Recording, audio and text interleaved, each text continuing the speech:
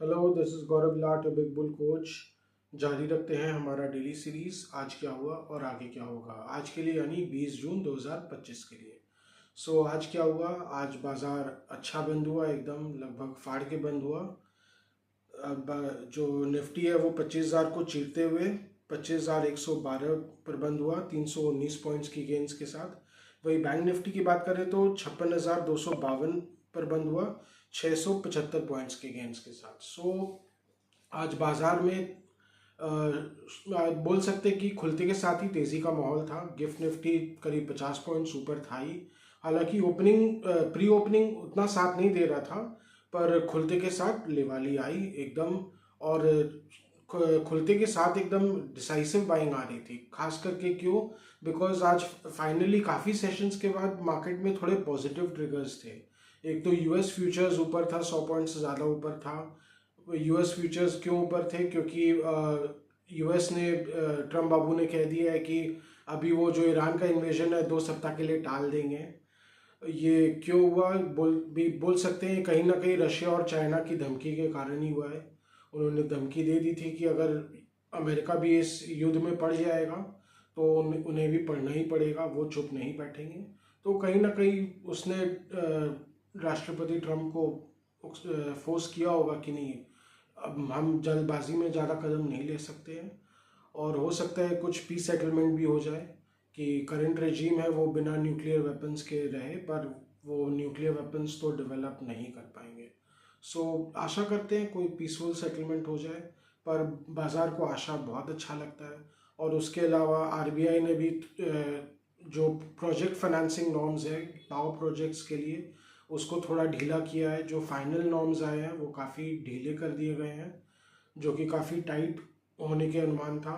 सो उसने PF power finance corporation में बहुत अच्छी तेज़ी भर दी, एकदम एंथुजियाज़म भर दिया। बैंकिंग स्टॉक्स में भी ओवरऑल उसके कारण काफ़ी अच्छा एंथुजियाज़म था। जिसके कारण हमने देखा कि बैंक निफ्टी में भी अच्छी तेज़ी थी। और बैंक निफ्टी भी ऊपर में 700 पॉइंट से ज़्यादा की बढ़त के साथ था दिन के अंत तक। सो सभी मोटा मोटी सभी सेक्टर्स ने पार्टिसिपेट किया, और खास करके हैवी वेट्स ने बहुत अच्छा पार्टिसिपेट किया। रिलायंस और भारतीय एयरटेल दोनों ने बहुत अच्छा पार्टिसिपेट किया। ये बाजार के लिए बहुत अच्छा था, बिकॉज अभी तक हैवी वेट्स एकदम पार्टिसिपेट ही नहीं करना चाह रहे थे, एकदम चुपचाप पड़े हुए थे इस पूरे जून महीने में।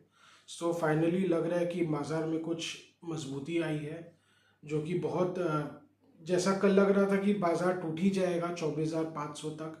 कल एकदम टेक्निकली बहुत वीक, हमने बताया था कि टेक्निकली बहुत वीक लग रहा है, बिकॉज कुछ हो नहीं रहा है, बार बार 25,000 के पास जा रहा है और घूम जा रहा है। कहीं ना कहीं सेल ऑफ बनता है, पर जैसा कि लग रहा था कि बाजार एकदम से लड़खड़ा जाएगा और एकदम से लिवाली आ गई। पर सरप्राइजिंगली इस बार जो लिवाली है वो एफ की तरफ से आई है। आज एफ ने करीब 7,000 करोड़ से ज़्यादा कमा लिया है, और 3,000 करोड़ से ज़्यादा डी ने बिकवाली की है। कहीं ना कहीं डी ने आराम से आज मज़े लिए। एफ की बाइंग आती है, उनको खबर लगी जाती है। दोनों कहीं ना कहीं सेम ब्रोकर्स के थ्रू ही काम करते हैं। एक ब्रोकर के पास एफ के ऑर्डर आते हैं तो डी को पता चल ही जाता है, और डी आराम से चुपचाप ऊपर बैठे रहते हैं, थोड़ा थोड़ा करके बेचते रहते हैं, मजा लेते रहते हैं। यही होता है इंस्टीट्यूशनल डेस्क में, तो ज़्यादातर यही होता है।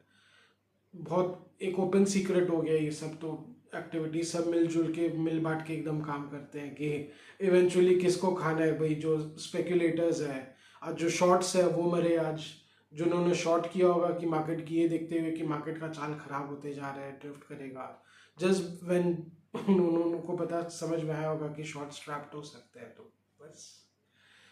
ये चलते ही रहेगा बाजार में, तो ट्रैपिंग ट्रैपिंग का खेल चलते ही रहेगा। हाँ, इसमें ये है कि एक लॉन्ग टर्म निवेशक तो हमेशा जीत में रहेगा। इवन जो पोटेंट मीडियम टर्म निवेशक भी है उनके लिए भी अच्छा हुआ कि आज बाजार में फिर से एक लिफ्ट अप आ गया। अब $1,000,000 क्वेश्चन ये है कि निफ्टी जो है वो 25,200 के ऊपर चल पाता है कि नहीं।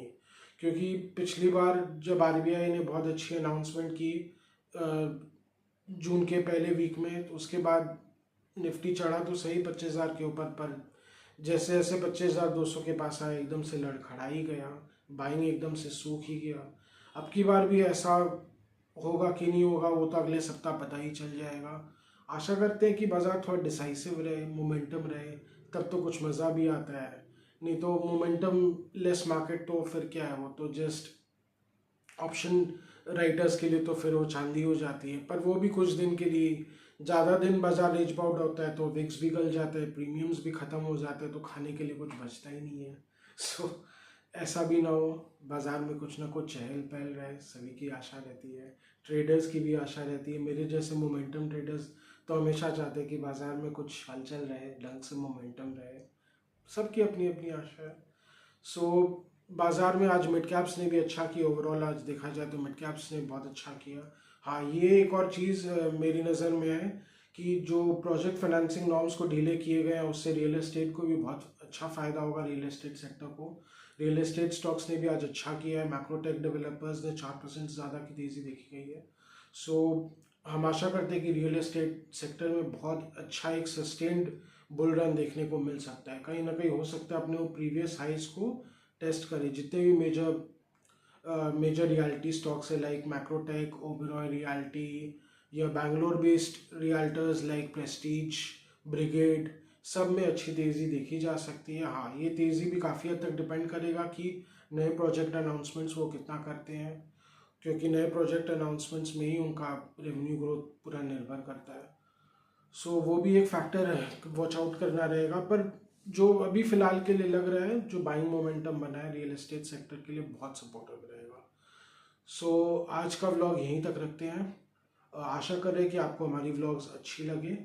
सो do like, share and subscribe to our channel, do comment on our videos, any stock specific queries please do comment or write to us. We are always awaiting interaction.